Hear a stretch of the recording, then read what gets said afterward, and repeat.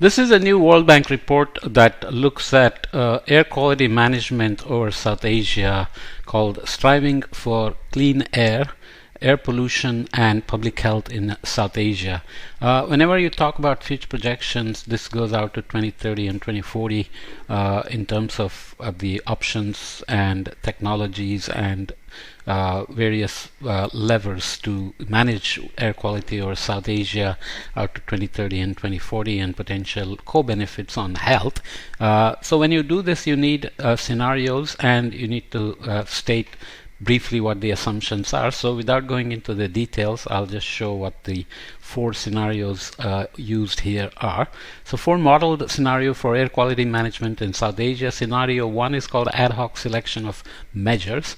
So here scaling up of measures that are currently taken in parts of South Asia to all its regions. So there are some countries doing things on their own, and what would happen if we scaled it up to all countries, and each region still acts independently in this scenario. In the second scenario, maximum technically feasible emissions reductions are implemented, so full implementation of all technical emissions controls that are available on the world market, and still no regional coordination.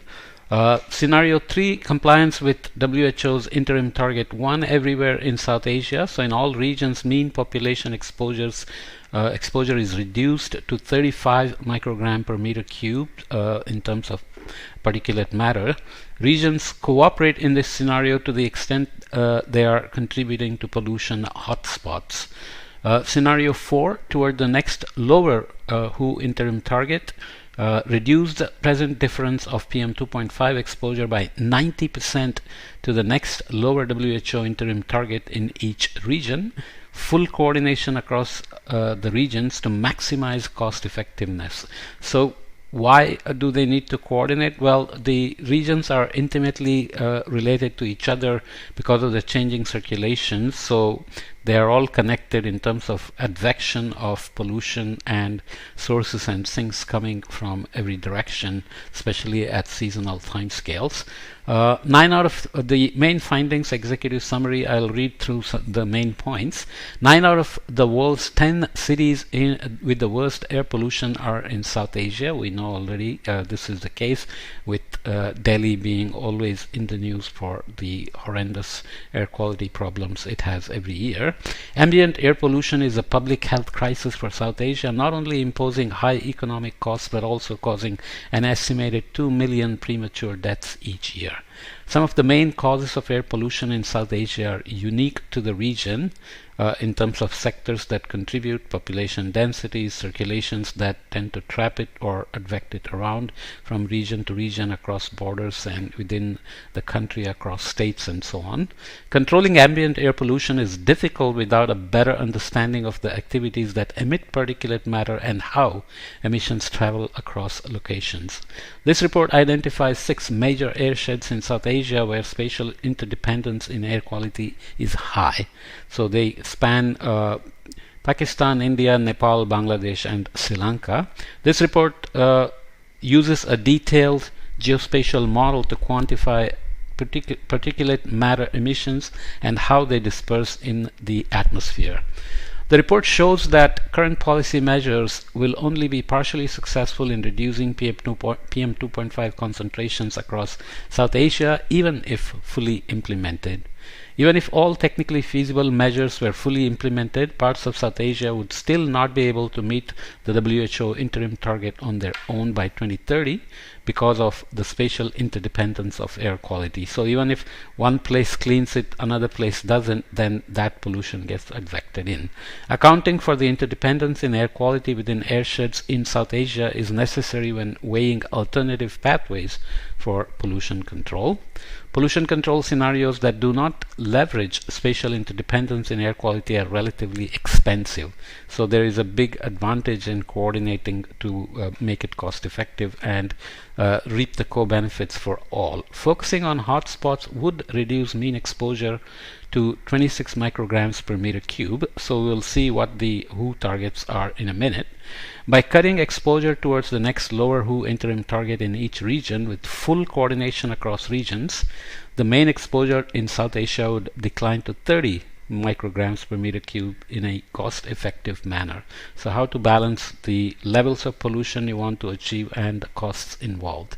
Scenario 4 also leverages sectoral differentiation to improve the cost-benefit ratio of pollution control measures. Scenario 4 was to aim for the next WHO target, which is lower, and full coordination for cost effectiveness. Regional cooperation could thus help implement cost-effective joint air pollution strategies that leverage spatial interdependence in air quality. Regional coordination could also help break deadlocks in policy action by increasing certainty about the payoffs from different policy scenarios. The health and economic benefits of air pollution control are next discussed. Steps to reduce ambient and household air pollution could significantly reduce premature deaths. We'll see the numbers in a minute. The effectiveness of air pollution control policies in reducing premature deaths varies greatly across policies and within regions. The analysis shows that scenario 4 with a PM2.5 level of 30 microgram per meter cube has the lowest per capita cost of averting premature deaths and the highest benefit to cost ratio for morbidities. A roadmap towards airshed-wide air quality management is offered. Though progress has been made in legislation and planning for air quality management, South Asia is not on track to reach even the modest WHO interim target. This report shows that optimal solutions to reach clean air are economically feasible in South Asia, but that the implementation of these policies is challenging. So the pathways include three phases. Phase 1, more and better monitoring and improved institutions. There are more details here. I've just taken the top summary. Cost-effective air quality management requires more comprehensive monitoring, also outside cities, enhanced scientific capacities, a shared knowledge base, and strong cooperation between governments. This is also true for states across a nation like India, for example. Phase 2, additional and joint targets for cost-effective abatement. Airshed-wide air quality management will automatically include low-cost abatement of more sources of air pollution. Once the focus broadens beyond cities, other emissions which are important, especially in South Asia, can be reduced. These include emissions from solid fuel use in households, from brick kilns and ovens in other small industries, from agriculture, and from open burning of solid municipal waste. In phase 3, mainstreaming of air quality in the economy is proposed. In the long run, pricing of externalities through taxation or tradable emission permits should play a central role in air quality management. In the short run, mandated emission standards, authorized filters or technologies, and bans of certain activities are the most effective methods to reduce air pollution. So one can imagine top-down regulation kind of controls and bottom-up market forces acting to reduce air pollution as well. However, these methods come with disadvantages. Emission standards reduce emissions per unit of economic activity, but they do not curb the total amount of polluting activity. So if you have emissions trading, high polluters can pay low polluters and still emit at high levels, which doesn't reduce overall emission. Emission standards also do not incentivize the private sector to develop technologies that reduce pollution to levels below the mandated standards. So there is no incentive to go beyond what is required by legislation, by legal requirements. If pollution has a cost in the form of a tax or price of an emission permit, total emissions are reduced more and innovation is more stimulated. With these economic incentives, it will also be easier to mobilize private and public funds to reduce air pollution.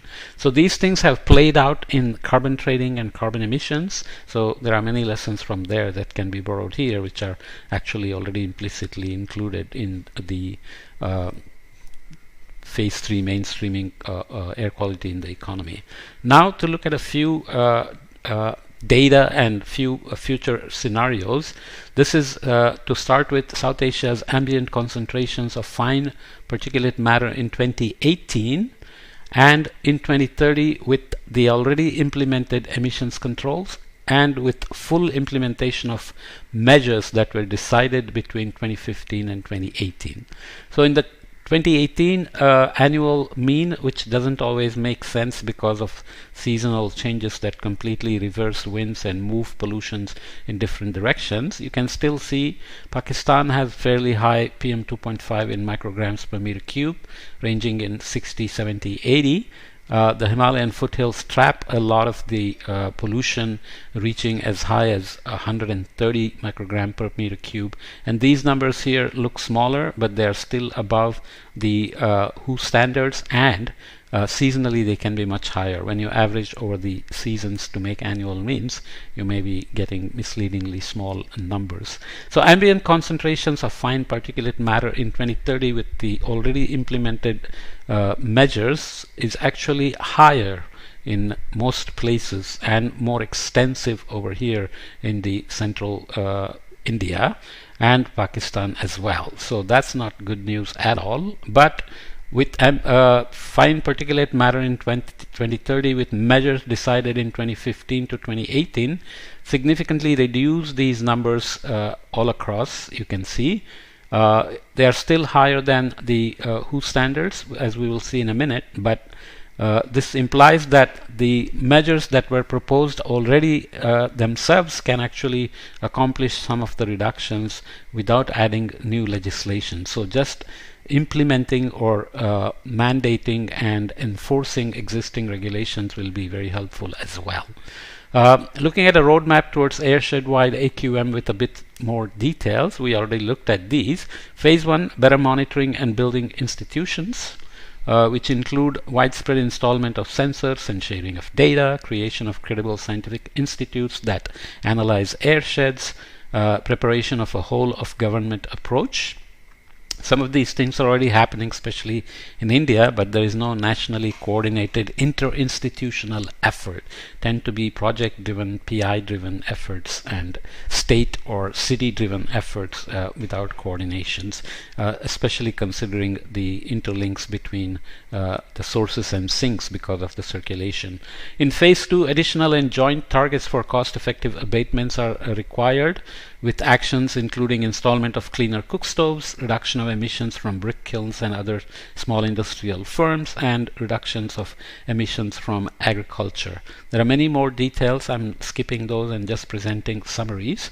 In phase 3, mainstreaming air quality management in the economy would require optimization of price incentives for motivating actions, mobilization of finance required, creation of markets for emissions trading. Long way to go still. Delhi is a poster child for pollution as much as Beijing. Beijing has made a lot of efforts to reduce pollution in all forms. Delhi continues to struggle with debate between the state government and the neighboring states and the central government and so on. Nonetheless, looking at spatial and sectoral origin of fine particulate matter in ambient air for 2018, you can see that from natural sources, other countries, from the rest of India, from neighboring states, from the same state, and from the city itself, you have contributions from primary particulate matter, from livestock, fertilizer, agricultural residues, residue burning, municipal waste, mobile sources, residential, small industries, and high stacks. The secondary particulate matters also come from soil dust and sea salt, with some other sources included here. So you can see how they stack up, and the total is much higher than a 100 microgram per meter cube for PM 2.5, which is more than twice the WHO standards and is deadly and unhealthy and can be attributed to many premature deaths and various other diseases like COPD and asthma and so on and so forth. Contributions to population-weighted small particulate matter exposure in cities beyond the Indo-Gangetic Plain by source in 2018. So again, contribution to PM 2.5 in micrograms per meter cube for various sources for various cities, and you can see that Bhopal here is bad, Jaipur over 60, Mumbai, which is typically thought of as a sea breeze state city with good air quality, but you can see 2018 was above 80, And this of course depends on the circulation. This winter has been bad because the winds coming from that direction to the northeast and northwest. The nice temperatures have been actually made worse by these high pollution levels in the winter months as I'm recording this. Of course, Vishakhapatnam is much larger than that, and actually at the level of Delhi almost, even though we don't hear about it that much. Largest contribution here comes from power plants and industry, and you can see that they contribute in every city.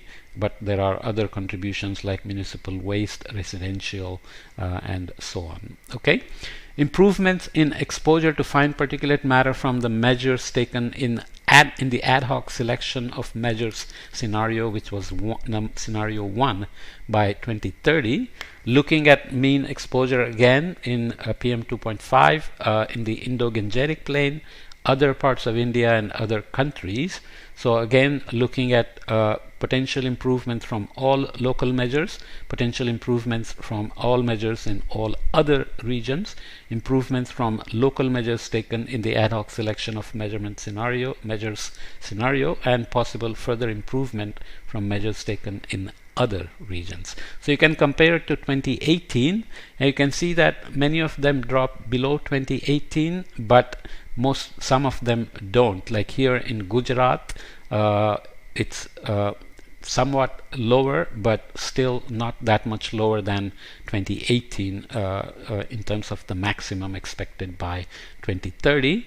And here 2018 was high, and 2030 will still be high, with a lot of contributions in reduction coming from potential improvements from all measures in all other regions. So the other parts of India are obviously much better off than the Indo-Gangetic Plain.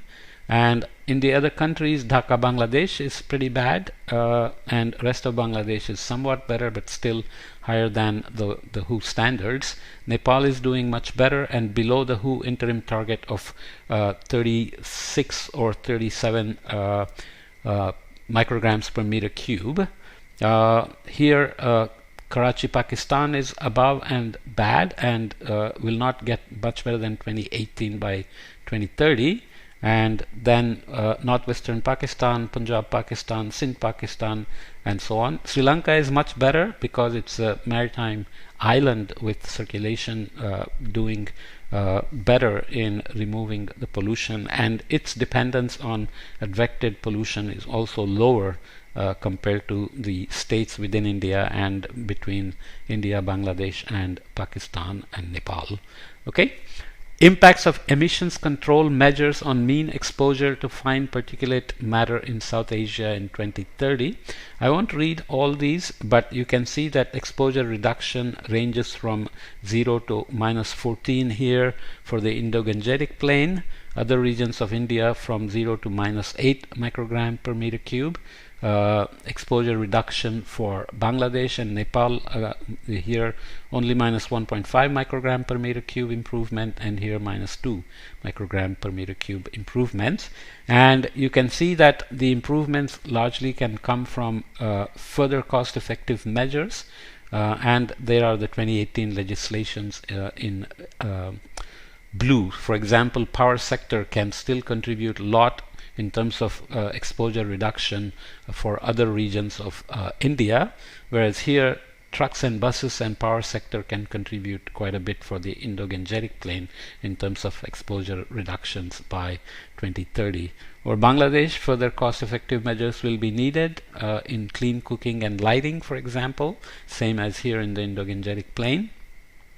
For Nepal, trucks and buses can do some good job, and in clean cooking and lighting, further cost-effective measures will be needed. So there are many other things here like steel and cement production, vehicle inspection and maintenance, residential heating, agricultural residue burning, cars and two-wheelers, diesel generators, manure management, and so on and so forth. So it's a nice long list. Also includes industrial sulfur dioxide and NOx, for example, and so on. Moving on to health, potential health effects of air pollution across the life cycle. starts obviously in utero, and by birth there could be fetal loss, low birth weight, and by 0 to 5 age group, respiratory infection and stunting of growths can be serious. 5 to 18, respiratory infection is significant. For 18 to 60, cardiopulmonary illnesses and mental health. Air pollution, mental health link is very strong. And 60 plus, pulmonary illness and diabetes. From what I understand, diabetes and pollution link is also strong here for the other age groups, but in these studies they focus on 60 plus. Obviously these are not comprehensive in that sense. Projected regional reductions in baseline deaths due to exposure to fine particulate matter by region in 2030. So this is for 2030 scenarios, ad hoc selection measures, and maximum technically feasible emissions reductions, compliance with WHO interim target 1, and toward next lower WHO interim target. So obviously maximum technically feasible emissions reductions will bring us maximum percentage reduction in premature deaths by 2030. So baseline reduction will be very good over there, over 60%. For Nepal it'll be as high as 70 to 75%, and for Sri Lanka the reduction with maximum technically feasible emissions reductions implementation would be almost 80%. Of course, next WHO interim target will also lower a significant number of premature deaths, and also just compliance with the WHO interim target 1. So this is a good way to see where the money should be prioritized and how to choose between return on investment, cost benefit, and co-benefits like reduced mortality and so on. It's not always obvious, the co-benefits, or how to value them, right? How do you put value on reduced premature deaths? That's always a challenge. Synergies between air quality management and climate change policies. The climate impact is an important side effect of air quality management, especially in terms of the impacts on direct, indirect impacts on monsoon is a big issue. Lots of debates on what it exactly does, but it's clear that in the active break cycles, aerosols and particulate matter and pollution matter a lot, and this has to be understood better, but obviously one has to understand how these are impacting extreme events and so on as well. To look at projected climate co-benefits in CO2, black carbon and methane through implementation of clean air programs in South Asia for 2030 and 2040, you can see here reductions in CO2 relative to 2020 emissions in terms of percentages. For 2020, so there are various sectors here: residential and heating plants, industrial processes, residential combustion, fuel production, distribution, and so on. Without going into those details, here is 2020. For 2030, baseline will be higher. 2040 baseline will grow further. Baseline is where you are not doing as much as you could in terms of policies and other actions, but clean air actions will bring these emissions down compared to 2020, but still it's higher than 2020. 2040 baseline is much higher than 2020 emissions, almost 180%, but the clean air implementation will bring it slightly below the 2030 level, but maybe almost the same as 2020 level in terms of emissions. Okay, so one has to, obviously 2020 emissions are 100% because that's the reference here, so that will be similar to 2020. So it's not good news, but it's less bad news, let's say. Okay, so similarly reductions in black carbon 2020 as at 100% from various sources. Baseline for 2030, and clean air will bring it down substantially below 20% of the 2020 emissions, and for 2020 for 2040, it'll bring it further down to maybe 10% of the 2020 emissions. Similarly, projected climate co-benefits in methane. So this is reductions in methane with respect to 2020. So there is 2020 100% emissions coming from various sources. Green here is the largest coming from agriculture. Here the largest was coming from residential combustion. So keeping that in mind, waste is adding significant amounts as well. 2030 clean air will bring it below to about 80% of 2020 emissions, and unfortunately the 2040 scenario is not much better. In fact, if anything here, the agricultural emissions go up a little and the waste emissions go down a little. Okay. In terms of cost, exposure reductions and costs of associated emissions controls for the 4 model scenarios in South Asia region in 2030. So we are looking at costs additional to 2018 legislation in billions of US dollars per year, and we are looking at PM 2.5 mean exposures in terms of micrograms per meter cube, and this is the efficiency frontier with full regional cooperation. Okay, and if you look at additional costs with respect to 2018, then keeping the PM 2.5 very low will cost you a lot. So this will be in the scenario with maximum technically feasible measures. The WHO interim target is down here. So we are doing much better than that target here in terms of PM 2.5, but we'll have to pay a lot.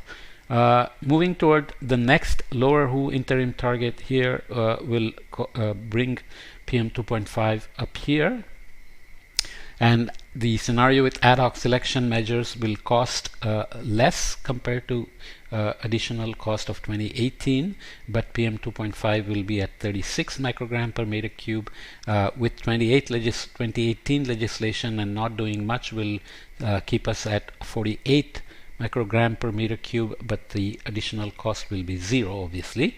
And 2015 legislation, which is much stricter, would actually cost less than the 2018 legislation implementation, but the PM 2.5 will be essentially unacceptably high. In terms of GDP percent, which is always convenient to look at instead of just the cost, because that gives you a sense that just with a very tiny fraction of the GDP, we can actually achieve these targets. Oh, even the maximum technically feasible measures cost here at over 80% cost additional to 2018 legislation is actually less than 1.75% of the GDP. So that's not a huge burden. Finally, to read off some of the summary statements, achieving cleaner air in South Asia in a cost-effective way is possible, but the road ahead is not an easy one. This analysis in this report shows that from a technical point of view, direct economic gains of better air quality exceed the abatement costs needed to reduce air pollution. However, it's not easy to achieve these optimal solutions.